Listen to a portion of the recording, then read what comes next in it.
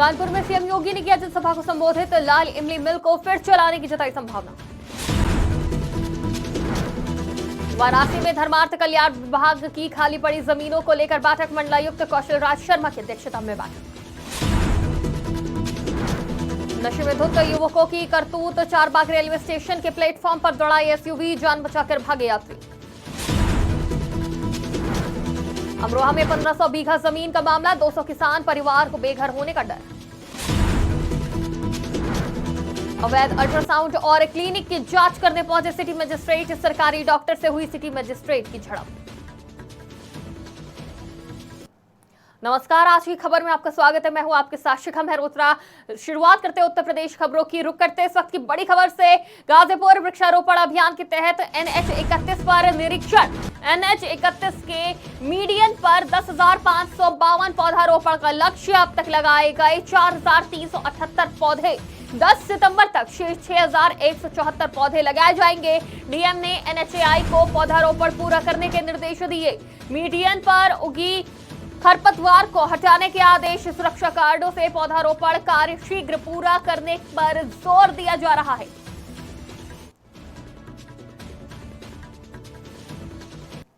Kushinagar police ने mobile चोरी gang का खुलासा किया। ये बड़ी खबर आपको बता रहे हैं, जहां पुलिस ने 13 मोबाइल के साथ 2 शातिर चोरों को गिरफ्तार किया।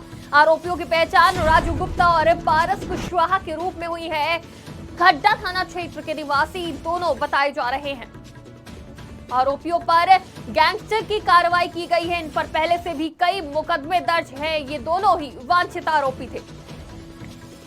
नगर में जो अपराधियों के खिलाफ अभियान चल रहा है, उसमें थाना खड्डा की टीम के द्वारा मोबाइल चोरी का एक गैंग उसको पकड़ा गया है।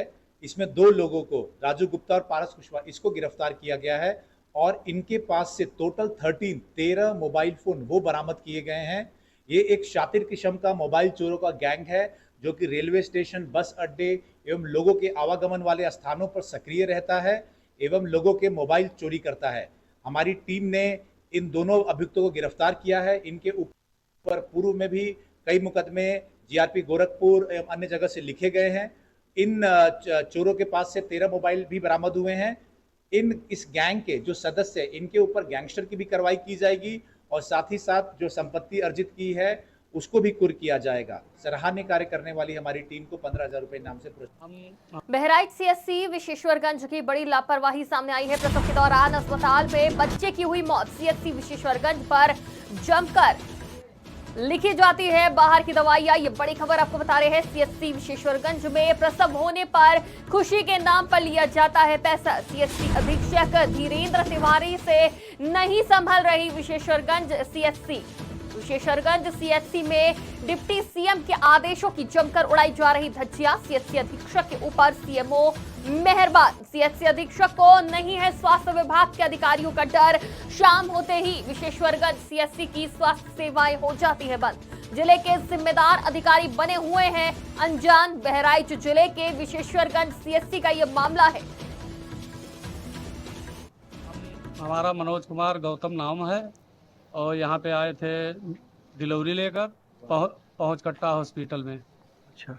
और उसके बाद में लड़का 11:30-12 के बीच में हुआ है। उसके बाद में इन लोगों की लापरवाही से लड़का एक्सपायर हो गया है। डॉक्टरों की लापरवाही से। डॉक्टर थे यहाँ नीचे, ढूंढते ढूंढते परेशान हो गए, कोई डॉक्टर ही नहीं था। उसके बाद ये पता लगा कि ऊपर साहब बैठे हैं, वहाँ गए, आधा घंटा लगा दिए बच्चे को देखने में। और उसके बाद में वहाँ से जब नीचे उतर के आए तो 2 दवा लिखे ना, दवा लेकर आए। दवा उसके बाद में पिलाए। यहाँ दवा भी नहीं था अस्पताल में। दवा नहीं था। उसके बाद में अस्पताल में तब फिर बाहरी दवा लेकर आए कि इसको पिलाएं। कोनो मेरा चारों तरफ सर दौड़ रहा था ना। तो इन लोग जवाब। लगभग 2 घंटा पहले एक मरीज आई है, लगभग 40 साल उसकी उम्र है। HRP के पेशेंट थी। मैंने स्टाफ नर्स से बात किया, पता भी चला लगभग 40 साल एज है। उसका बच्चा भी मल्टीपैरा में था। बच्चा पैदा हुआ, नाल अराउंड नेट था, गले के चारों तरफ उसके मतलब अम्बराकल कार्ड अटकी हुई थी जी। किसी तरह बच्चे को निकाला गया। बच्चा निकला, कंडीशन तब भी उसकी बहुत अच्छी नहीं थी जी। ऊपर हमारे पास लेके गए, मैंने दवा उसको लिखा। दवा पिलाने के पहले बच्चा एक्सपायर हो गया। उसके बाद मैंने स्टाफ नर्स से बात किया, उसने सारी कहानी बताई, सर ऐसी बात थी। हमने कहा रिफ़र क्यों नहीं किया? तो उसने कहा रिफ़र मैंने इसलिए नहीं किया कि बच्चा आया तो फुल डायलेशन में थी, तुरंत उसको मैं टेबल पर लिटाया, बच्चा पैदा हो गया। अभी तो बहराइच में विशेश्वरगंज सीएचसी संभल नहीं रही है जिम्मेदारों से और यहाँ पे बड़ी लापरवाही सामने आई है, जहां आप देख सकते हैं कि बाहर से दवाइयां लिखी जाती हैं, साथ ही प्रसव होने पर खुशी के नाम पर पैसा लिया जाता है। सीएचसी अधीक्षक धीरेन्द्र तिवारी से नहीं संभल रही है विशेश्वरगंज सीएचसी। और इस खबर पर ज्यादा जानकारी के लिए हमारे साथ संवाददाता दीपक कुमार सिंह जुड़ चुके हैं। दीपक, पूरी जानकारी चाहेंगे, क्या कुछ यहाँ पे लापरवाही देखने को मिल रही है, किस तरह से यहाँ पर मरीज परेशान हो रहे हैं विशेश्वरगंज सीएचसी में? जी, आपको बताते चले कि जनपद बहराइच के विशेश्वरगंज सीएचसी का ये पूरा मामला है। वहाँ जब एक प्रसव को पीड़ा होती है, फिर सीएचसी पे ले जाया जाता है, उसके बाद डिलीवरी होती है। डिलीवरी होने के बाद वहाँ स्टाफ के जो डॉक्टर आदि लोग बैठे थे, उनसे कई बार गुहार लगाया गया पीड़ित के द्वारा कि मेरे बच्चे को देख लिया जाए, मेरा बच्चा पैदा हो गया है। लेकिन वहाँ के डॉक्टरों ने कोई भी दिक्कत नहीं उठाई कि इस बच्चे को देख लिया जाए ताकि इसका इलाज हो सके, जिससे बच्चा बच जाए। लेकिन वहाँ के जो स्टाफ, नर्स और दाई आज लोग जो थी, वो बराबर खुशी के नाम पे बराबर पैसे मांगने की बात कही जा रही है।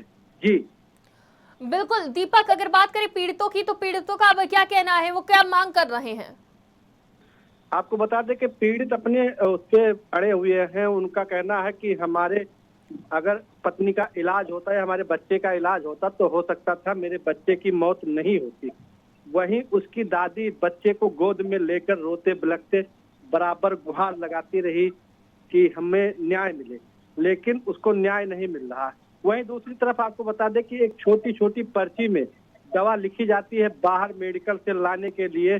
अगर गरीब के पास पैसा ना हो तो सरकार की सुविधा जो जीरो टॉलरेंस पे बताई जा रही है कि सरकार की ये सुविधाएं हैं, मूलभूत सुविधाएं, वो सुविधाएं कहाँ पे हैं? धरातल पे हैं या कागज में? जी, इस मामले पर जब जिम्मेदारों से बात करी गई दीपक, तो उनका क्या कहना है? इस मामले में वहाँ के सीएचसी अधीक्षक डॉक्टर धीरेन्द्र तिवारी जी से जब हमने बात की, उनसे जानना चाहा, तो उन्होंने साफ बताते हुए कहा कि मेरी इसमें कोई लापरवाही नहीं है। अपने आप को हर व्यक्ति बताता है कि मेरी कोई लापरवाही नहीं है, लेकिन परिजनों ने जिस तरह आरोप लगाया है, कहीं ना कहीं स्वास्थ्य विभाग की पूरी लापरवाही नजर आ रही। जी बिल्कुल, बहुत बहुत शुक्रिया हमारे साथ जुड़ने के लिए। तमाम जानकारी के लिए इस खबर पर हमारे साथ संवाददाता दीपक जुड़े हुए थे बहराइच से। तो यहाँ पे आप देख सकते हैं कि प्रसव के दौरान अस्पताल में बच्चे की मौत हो जाती है, लेकिन पैसे की डिमांड करी जाती है।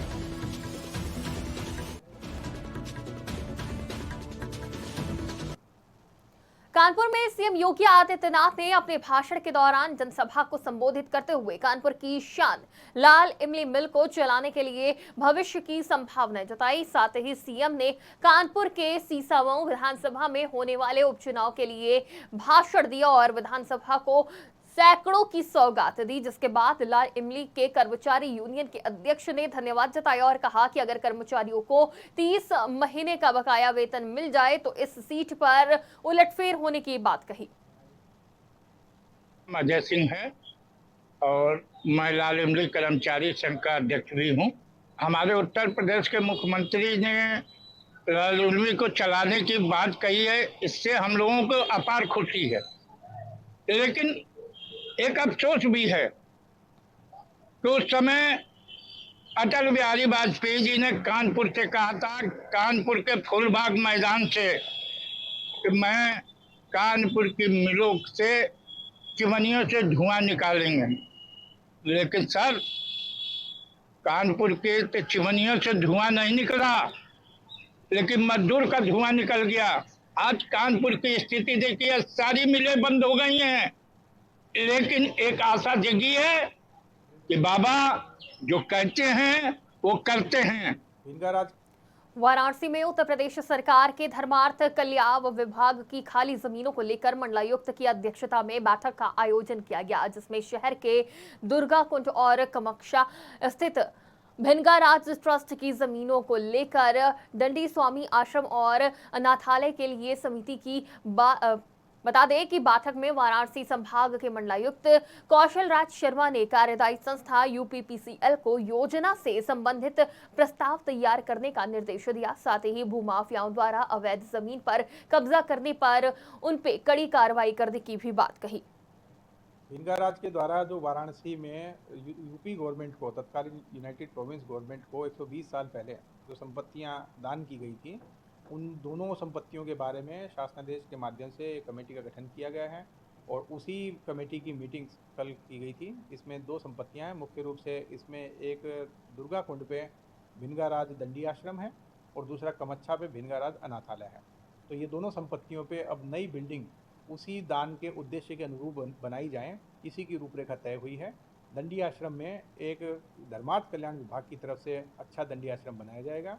उसकी डिज़ाइन ड्राइंग तैयार करने के लिए यूपीपीसीएल को अधिकृत किया गया है। इसी तरह कमच्छा की बिल्डिंग पर एक अनाथालय जिसमें बच्चों को रखा जा सके और अडॉप्शन सेंटर ताकि उनको गोद दिया जा सके, इस पूरी बिल्डिंग को बनाने के लिए उसके लिए भी यूपीपीसीएल को अधिकृत किया गया है।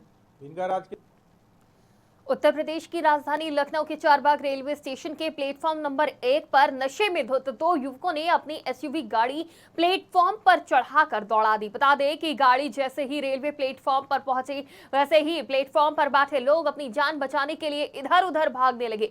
स्टेशन पर मौजूद आरपीएफ के जवानों ने करीब 500 मीटर बाद जीआरपी कार्यालय के पास दोनों युवकों को दबोचा और उन्हें रेलवे कोर्ट में पेश करने के बाद एसयूवी चालकों को जेल भेज दिया गया है। अमरोहा में 200 किसान परिवारों पर बेघर होने का खतरा मंडरा रहा है, जिसको लेकर आज पंचायत की गई। इस पंचायत में धनोरा एसडीएम चंद्रकांता पहुंची और जिला बंदोबस्त अधिकारी से किसानों ने गुहार लगाई कि चकबंदी करने से पहले झील में दर्ज जमीन बहाल हो या चकबंदी रोकी जाए। बता दें कि ग्राम पंचायत आजमपुर में चकबंदी विभाग ने 1500 बीघा जमीन है जिसका नंबर 278 है, जो कि झील में दर्ज कर दी गई है, जिसको लेकर किसान सालों से अपनी लड़ाई लड़ रहे हैं। इस ग्राम पंचायत में 200 किसान परिवार ऐसे हैं जिनका जीवन यापन ही इस जमीन से चल रहा है। किसान 40 वर्षों से अधिक से इस भूमि पर खेती करते आ रहे हैं। मेरे इंस्टाग्राम पे बात हुई थी अमन नाम के लड़के से। वो मुझे अपने घर पे लेके आया शादी का झांसा देके और उसके बाद उसने मुझे गलत गलत काम करता रहा।